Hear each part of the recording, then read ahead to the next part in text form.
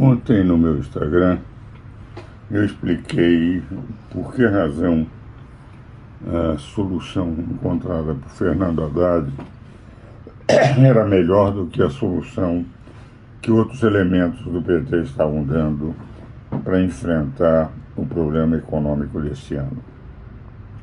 E fiquei espantado que a maior parte de todos os que me seguem, entendendo que eu estava aderindo ao governo e elogiando o governo pelo aumento dos combustíveis. Eu acho que esse esclarecimento é fundamental, que é exclusivamente o esclarecimento sobre o que representa a economia. É evidente que eu não estou apoiando o governo. Eu, com muita tranquilidade, desde a vitória do presidente Lula, por uma margem muito pequena de votos, e representando menos que a maioria dos eleitores brasileiros, ele teve apenas 60 milhões de votos dos 150 milhões de eleitores, 90 milhões não votaram nele, e o Jair Bolsonaro, o candidato, que era aquele em quem votou, tinha 58 milhões de votos. Eu dizia desde o primeiro dia o seguinte: precisamos criar uma posição responsável, que não prejudique o Brasil, que possa criticar o que está errado e, evidentemente, não pode deixar de apoiar o que for necessário para evitar o descompasso. Por que digo eu? Porque na economia há dois elementos fundamentais para um governo administrar a economia de um país. De um lado, é ter a estabilidade da moeda. O país tem que ter o direito de ter moeda estável, e, de outro lado, ter as contas públicas em ordem. Portanto, uma política monetária e uma política fiscal são fundamentais para qualquer governo. Isso que eu sempre ensinei nos meus cursos de Direito Econômico, na Universidade de Mackenzie, nos cursos anteriores, na década de 70 e 80, o que vale dizer, procurando mostrar que sem política fiscal, sem política monetária, a economia descompassa. Ora, o que nós vimos no Brasil assim que o presidente Lula ganhou a eleição? Passou a ter uma programação monumental de despesas sem dizer de que forma teria as receitas. Critiquei o tempo inteiro esse aumento de despesas sem fontes, sempre entendendo que isso feria a Constituição, porque dos artigos 165 a 169, que sempre se procurou foi definir na Constituinte que não deveria o governo gastar o que não tinha. Só poderia gastar onde tivesse fontes de receita definida. O presidente Lula fez uma PEC, mudou a Constituição, permitiu gastos, aquilo que a Folha de São Paulo chamou de PEC de gastança, não definiu as receitas, até hoje não definiu essas receitas. Até hoje nós não temos uma política fiscal definida. Então o que ocorreu?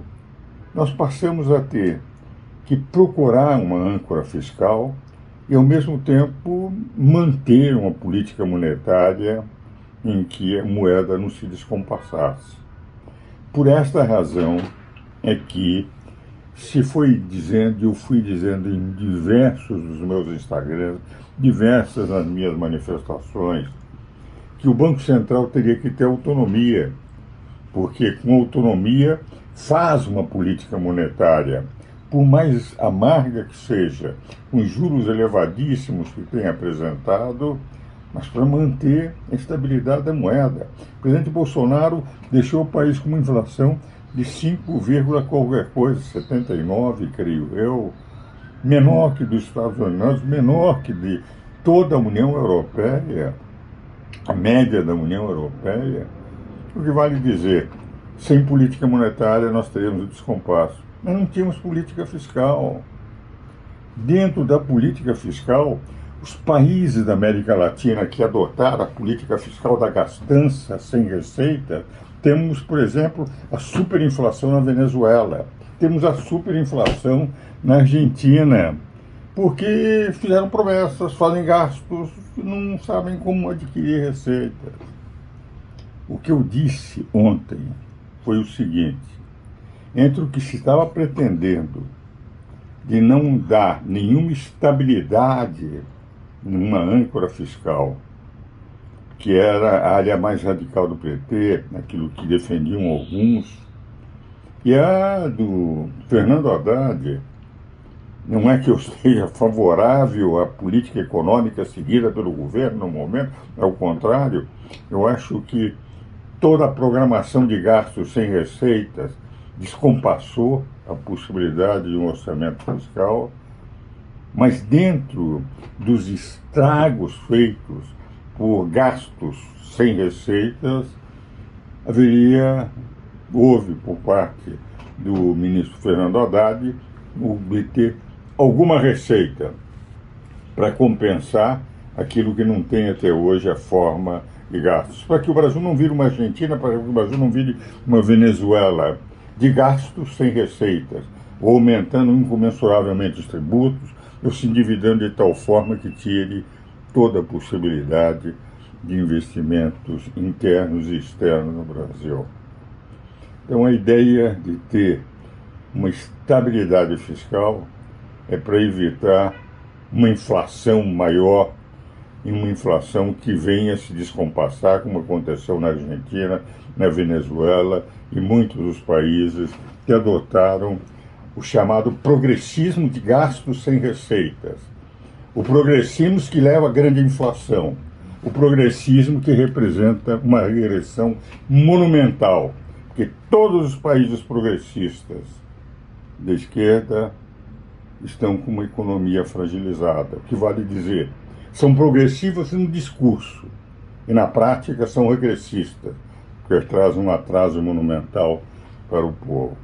Eu quis esclarecer aqueles que me seguem no Instagram que, ao defender o remédio amargo do ministro Fernando Haddad, neste momento, para não dar maior instabilidade fiscal ao país, o que eu pretendi era, com um cidadão brasileiro, chamar de oposição responsável. Saber, dentro da briga interna do PT, qual era a corrente melhor para não prejudicar mais o Brasil, enquanto não tivermos definida uma âncora fiscal capaz de dar estabilidade à economia brasileira, que não temos no momento.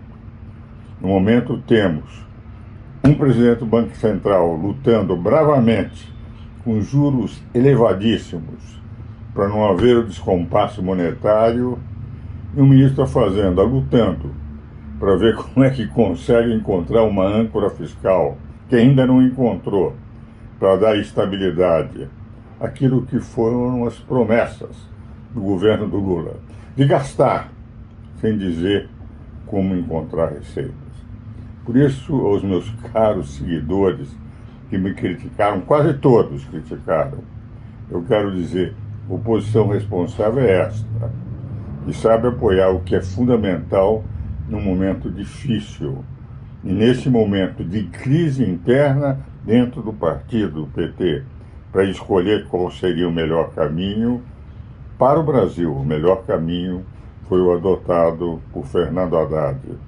Nesse momento, com esse remédio amargo, para não permitir um descompasso maior, um descompasso fiscal, que tem prejudicado a estabilidade das contas públicas e tem mantido o mercado e todos aqueles que entendem de economia em estado de permanente preocupação.